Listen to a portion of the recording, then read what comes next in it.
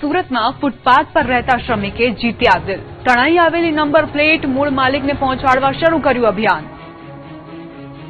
પૂર બાદ માનવતાનું પણ એક અનોખું ઉદાહરણ સામે આવ્યું છે, જ્યાં એક તરફ અનેક લોકો પોતાના નુકસાનની ચિંતામાં છે, ત્યારે એક ફૂટપાથ પર રહેતા શ્રમિકે પોતાની ઈમાનદારીથી અનેક વાહન ચાલકોના દિલ જીત્યા છે. સુરતના જહાંગીરપુરા વિસ્તારમાં બોટેનિકલ ગાર્ડન નજીક રહેતા અને ભંગાર વીણીને પરિવારનું ગુજરાન ચલાવતા ગૌતમભાઈએ પૂરના પાણી ઓસર્યા બાદ રસ્તા પર પડેલી વાહનોની નંબર પ્લેટો એકત્રિત કરી છે. શરૂઆતમાં તેમને એકાદ બે નંબર પ્લેટ મળી, પરંતુ ત્યારબાદ તેમણે જોયું કે પૂર દરમિયાન અનેક વાહનોની નંબર પ્લેટ તૂટી ગઈ છે અને પાણીના પ્રવાહમાં તણાઈ ગઈ છે. તેમણે આ પ્લેટો ભંગારમાં વેચવાના બદલે સાચવી રાખવાનો નિર્ણય કર્યો. થોડા જ દિવસોમાં તેમની પાસે 50થી વધુ બાઇક અને કારની નંબર પ્લેટો એકઠી થઈ ગઈ. આ સમગ્ર વાતની જાણ સુરતના એક યુવકને થતા તેમણે સોશિયલ મીડિયાની મદદ લીધી. તેમણે વિડીયો બનાવી લોકોને જાણ કરી કે જે કોઈની નંબર પ્લેટ ખોવાઈ હોય તેઓ ચકાસણી બાદ અહીંથી મેળવી શકે છે. નંબર પ્લેટનો ખોટો ઉપયોગ ન થાય તે માટે ખાસ વ્યવસ્થા કરવામાં આવી છે. વાહન માલિકોએ પોતાની આરસી બુક અથવા નોંધણીના દસ્તાવેજ બતાવ્યા બાદ જ ચકાસણી કરીને નંબર પ્લેટ પરત આપવામાં આવે છે. અનેક વાહન ચાલકોને નવી નંબર પ્લેટ બનાવવાની ઝંઝટ, સમય અને ખર્ચમાંથી રાહત મળી છે. ખાડીપુરે વેપારીઓની મહેનત પર પાણી ફેરવ્યું. ગોડાઉનમાં રાખેલું અનાજ બરબાદ થયું.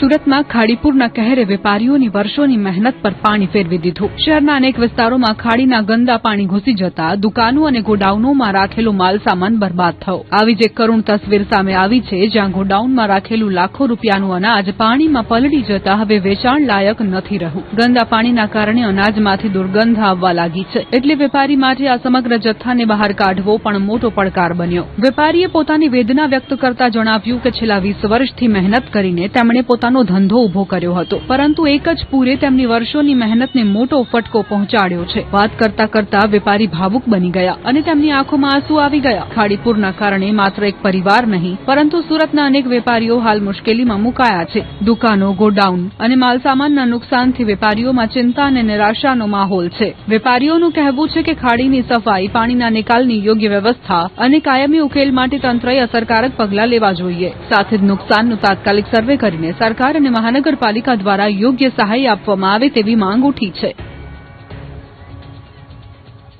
નાયબ મુખ્યમંત્રી હર્ષ સંઘવીએ સાંભળી સ્થાનિકોની વેદના, મદદની આપી ખાતરી. સુરતના પાંડેસરા વિસ્તારના નાગસેન નગરમાં પૂર બાદની સ્થિતિનો તાગ લેવા નાયબ મુખ્યમંત્રી હર્ષ સંઘવી પહોંચ્યા હતા. ભારે વરસાદ અને ખાડીપુરથી અસરગ્રસ્ત પરિવારોની મુશ્કેલીઓ જાણવા માટે તેમણે સ્થાનિકો સાથે સીધો સંવાદ કર્યો હતો. મુલાકાત દરમિયાન સ્થાનિક રહીશોએ નાયબ મુખ્યમંત્રીને ઘેરી પોતાની સમસ્યાઓ અને ફરિયાદો રજૂ કરી હતી. એક મહિલાએ ભાવુક થઈને હાથ જોડીને કહ્યું કે સાહેબ, અમારી હાલત જોવા કોઈ આવ્યું જ નથી. જેના જવાબમાં હર્ષ સંઘવીએ કહ્યું કે હું આવ્યો છું ને, હવે કોઈ પણ સમસ્યા હોય તો મને જણાવજો. સ્થાનિકોએ પૂર દરમિયાન સહાય ન મળવા, નુકસાન અને રાહત કામગીરી અંગે પોતાની રજૂઆતો કરી હતી. નાયબ મુખ્યમંત્રીએ લોકોની વાત ધ્યાનથી સાંભળી અને સ્થાનિક ધારાસભ્ય તેમજ અધિકારીઓને અસરગ્રસ્તોની સમસ્યાઓનું વહેલી તકે નિરાકરણ લાવવા સૂચના આપી હતી. હર્ષ સંઘવીએ વિસ્તારનું નિરીક્ષણ કરી રાહત અને પુનઃસ્થાપન કામગીરી અંગે પણ માહિતી મેળવી હતી. તેમણે અધિકારીઓને અસરગ્રસ્ત પરિવારો સુધી જરૂરી સહાય ઝડપથી પહોંચાડવા સૂચના આપી છે. બીજી તરફ સુરતમાં પૂરગ્રસ્ત વેપારીઓને રાહત આપવા માટે કલેક્ટર તેજસ પરમારે મહત્વપૂર્ણ કામગીરી હાથ ધરી. તેમણે ઇન્સ્યોરન્સ કંપનીઓ સાથે એક ખાસ બેઠક યોજીને વેપારીઓના ક્લેમ ઝડપથી અને કોઈપણ અડચણ વગર સેટલ કરવા કડક સૂચના આપી છે. આ ઉપરાંત વેપારીઓની ફરિયાદોના તાત્કાલિક નિવારણ માટે વહીવટીતંત્ર દ્વારા ખાસ વ્યવસ્થા પણ કરવામાં આવશે. કલેક્ટરના આ સરાહનીય પગલાંથી પૂરના કારણે નુકસાન વેઠનારા વેપારીઓને વહેલી તકે આર્થિક રાહત મળશે. રાજ્ય સરકાર એક્શન મોડમાં, રાહત, સફાઈ અને પુનઃસ્થાપનની કામગીરી તેજ.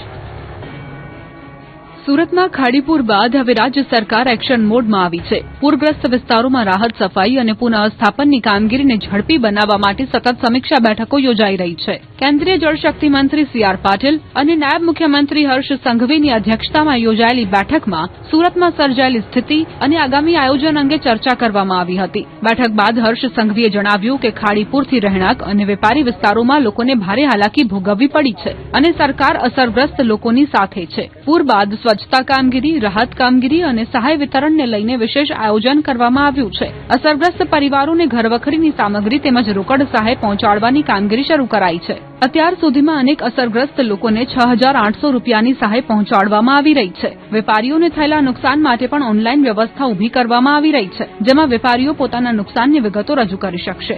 અધિકારીઓને વિસ્તારોની જવાબદારી સોંપવામાં આવી છે અને અસરગ્રસ્ત લોકોની સમસ્યાઓનું ઝડપી નિરાકરણ લાવવા સૂચના આપવામાં આવી છે. નાયબ મુખ્યમંત્રીએ જણાવ્યું કે સુરતમાં માત્ર 4 કલાકમાં પડેલા અતિભારે વરસાદના કારણે આ સ્થિતિ સર્જાઈ હતી. સમગ્ર ઘટનાની ટેકનિકલ તપાસ ચાલી રહી છે અને રિપોર્ટ બાદ વધુ કાર્યવાહી કરવામાં આવશે.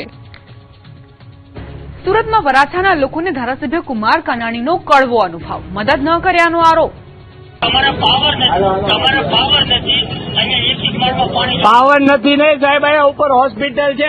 4 થી 5 પ્રેગ્નન્સીના પેશન્ટ છે, 7 થી 8 હાર્ટના પેશન્ટ છે. આમાં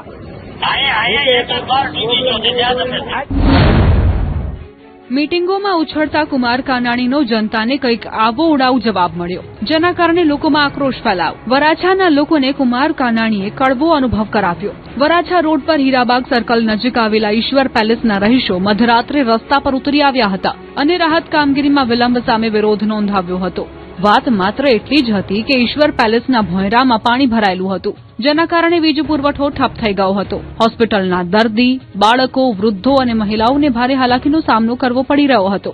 જે વાત અંગે રહીશોએ ધારાસભ્ય કુમાર કાનાણીને ફોન કરી સ્થિતિથી માહિતગાર કર્યા. જોકે ફોન પર ધારાસભ્યએ એવો ઉડાઉ જવાબ આપ્યો કે અહીંયા તો એક માળ ડૂબી ગયા છે અને તમારે તો માત્ર વીજ પુરવઠો જ નથી, પ્રાથમિકતા જોવી પડે. સ્વીકારી લઈએ કે પ્રાથમિકતા હોય, પરંતુ લાચાર જનતાને આ રીતે જવાબ આપવો કેટલું યોગ્ય? સવાલો અનેક છે, કારણ કે કુમાર કાનાણી વારંવાર અધિકારીઓ તંત્ર સામે અવાજ ઉઠાવવા મીડિયામાં આવતા હોય છે. એવામાં સવાલ છે કે શું આ માત્ર દેખાડો હોય છે? વડોદરાના શિનોરમાં કેડનો વળ્યો સૂર, 300 થી 400 વીઘામાં કરોડોનું નુકસાન. વડોદરાના શિનોર તાલુકામાં મિની વાવાઝોડાએ ખેડૂતોની કમર તોડી નાખી છે. ભારે પવન સાથે પડેલા વરસાદના કારણે કેડના બાગાયતી પાકને મોટું નુકસાન પહોંચ્યું છે. પાક લણણીના આરે હતો ત્યારે જ કુદરતી આફતે ખેડૂતોની મહેનત પર પાણી ફેરવી દીધું. 3 દિવસ પહેલા શિનોર તાલુકામાં ભારે પવન સાથે અંદાજે 3.5 ઇંચ જેટલો વરસાદ ખાબક્યો હતો. આ દરમિયાન માલસર અને માંડવા ગામના નર્મદા કાંઠા વિસ્તારના ખેતરોમાં ઉભેલો કેડનો પાક જમીનદોસ્ત થઈ ગયો છે. પ્રાથમિક અંદાજ મુજબ 300 થી 400 વીઘા જેટલા વિસ્તારમાં કેળની ખેતીને નુકસાન થયું છે અને અંદાજે 100 જેટલા ખેડૂતોને કરોડો રૂપિયાનું નુકસાન થયું હોવાનો દાવો કરવામાં આવી રહ્યો છે. ખેડૂતોનું કહેવું છે કે પાક તૈયાર હતો અને લણણીનો સમય નજીક હતો, પરંતુ ભારે પવનના કારણે આખો પાક જમીન પર ઢળી પડ્યો છે. હાલ સ્થિતિ એવી છે કે નુકસાનગ્રસ્ત કેળનો પાક ખરીદવા વેપારીઓ પણ તૈયાર નથી. બીજી તરફ ખેતરમાં પડેલો પાક દૂર કરવા માટે પણ ખેડૂતો પાસે ખર્ચ કરવાની મુશ્કેલી ઊભી થઈ છે. નુકસાનગ્રસ્ત ખેડૂતોએ ગ્રામ પંચાયત, ગ્રામ સેવક અને બાગાયત વિભાગને રજૂઆત કરી છે. ખેડૂતો સરકાર પાસે તાત્કાલિક સર્વે કરાવી યોગ્ય વળતર ચૂકવવાની માંગ કરી રહ્યા છે. હવે ખેડૂતોની નજર સરકારની મદદ પર છે, જેથી કુદરતી આફતથી થયેલા આર્થિક નુકસાનમાંથી તેઓ બહાર આવી શકે. 25 વર્ષ બાદ આ વર્ષે નાથના 2 મામેરા, મોસાળમાં મામેરાનો ઉત્સાહ. અમદાવાદમાં ભગવાન જગન્નાથજીની રથયાત્રાની તૈયારીઓ થઈ રહી છે, ત્યારે અમદાવાદની 149મી રથયાત્રા અનેક રીતે ઐતિહાસિક બનવા જઈ રહી છે. 25 વર્ષ બાદ આ વખતે રથયાત્રામાં 2 મામેરા ભરવામાં આવશે. આ વર્ષે સરસપુરમાં એક મામેરું જે પરંપરાગત રીતે ભરાય છે અને બીજું મામેરું વાસણ શેરીના રણછોડરાયજી મંદિરમાં ભરાશે. મામેરાની વિશેષતા એ છે કે પરંપરાગત મામેરું ડ્રો સિસ્ટમથી લાગે છે, જેના યજમાન આ વર્ષે તેજસભાઈ દવે નામના વ્યક્તિ છે, જ્યારે બીજું મામેરું વાસણ શેરીમાં રહેતા રહીશોએ તૈયાર કર્યું છે. વાસણ શેરીના મામેરામાં સુદર્શન ચક્ર, હળ અને શ્રી કૃષ્ણની ચાંદીની વાંસળી મામેરામાં મૂકવામાં આવી છે. મામેરું વાસણ શેરીમાં દર્શન માટે મૂકવામાં આવ્યું હતું, જેમાં વિવિધ સોનાના અલંકારો જોઈ શકાય છે, જ્યારે સરસપુરના પરંપરાગત મામેરામાં ભગવાન જગન્નાથજી, બહેન સુભદ્રાજી અને ભાઈ બલદેવને સોના ચાંદીના અલંકારોની ભેટ અપાશે. બહેન સુભદ્રાજીને પાર્વતી શણગાર અર્પણ કરાશે. ભગવાનને રજવાડી વસ્ત્રો સાથે છોંગાવાળી અણિયાળી પાઘડીની ભેટ અપાશે. ભાણેજોના આ લાખીણી મામેરા જોવા શ્રદ્ધાળુઓની ભીડ ઉમટી હતી. બીજી તરફ ભગવાન જગન્નાથ જ્યારે નગરચર્યા નીકળશે ત્યારે પહેલું મામેરું કોણ ભરશે તે માટે અસમંજસ છે, પરંતુ મંદિરના મહંતના કહેવા પ્રમાણે, આયોજન પ્રમાણે અને અગવડ ન પડે એ રીતે જે નક્કી થશે તે પ્રમાણે ભગવાનનું મામેરું કરવામાં આવશે. વાસણ શેરીને ભગવાનના જૂના મોસાળ તરીકે ઓળખવામાં આવતી હોવાનો સ્થાનિકોનો દાવો છે. જામનગરમાં મેઘરાજાને રીઝવવા માટે ગાયો માટે ભંડારો, 7,000 જેટલા પૌષ્ટિક લાડુ તૈયાર કરાયા. જામનગરમાં વરુણ દેવને રીઝવવા માટે અનોખી આસ્થા અને ગૌસેવાનો સંદેશ જોવા મળ્યો છે. વરસાદની સારી આવક થાય અને ધરતી હરિયાળી બને તેવી પ્રાર્થના સાથે the seeds and grain merchant association દ્વારા વિશેષ આયોજન કરવામાં આવ્યું છે.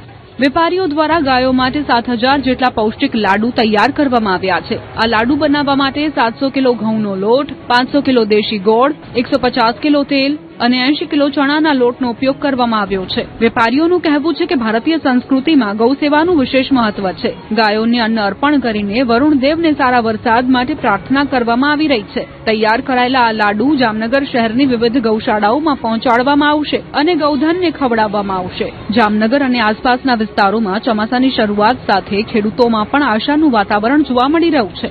સારા વરસાદથી ખેતીને વેગ મળે અને ખેડૂતોને સારો પાક મળે તેવી વેપારીઓ દ્વારા પ્રાર્થના કરવામાં આવી રહી છે. આ સાથે જ માનવ સેવાનો સંદેશ આપતા વેપારીઓએ મજૂરી કરીને જીવન ગુજારતા શ્રમિકો માટે પણ બુંદીના લાડુ તૈયાર કર્યા છે. શ્રમિકોને પણ આ મીઠાઈનું વિતરણ કરવામાં આવશે. આમ જામનગરના વેપારીઓએ ધાર્મિક ભાવના સાથે ગૌસેવા અને માનવ સેવાનું સુંદર ઉદાહરણ પૂરું પાડ્યું છે. મહત્વનું છે કે આ વખતે જામનગરમાં વરસાદ ખેંચાયો છે. અત્યાર સુધીમાં